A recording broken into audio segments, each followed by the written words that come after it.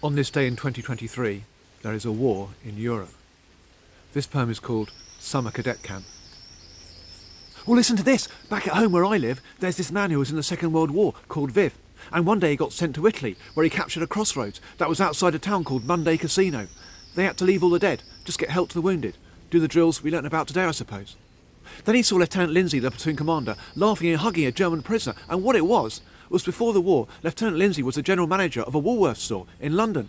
And outside that shop, there's a fruit barrow run by a German, who one day decides to go back to Dusseldorf to care for his mum because she was old. Then, when the war started, he got sent to Italy, where he was captured at the crossroads by Viv and Lieutenant Lindsay.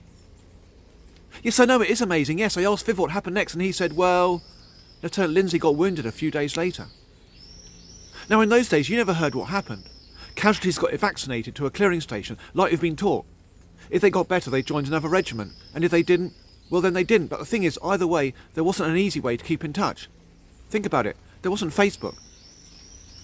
But what gets me is that Viv tells a story like it's a little bit amazing, but not important. It must be hard to care about coincidences if you've been in a place where even the dead are like tweets on Twitter that nobody notices. Viv said the German was POW, but after that he would have gone back to his mum.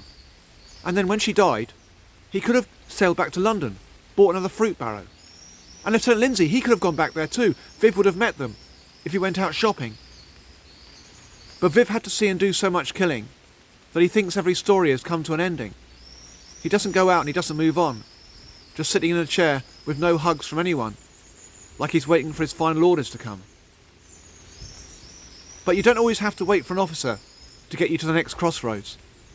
Sometimes you can make a decision for yourself, like going back to London, or Dusseldorf, or just somewhere else.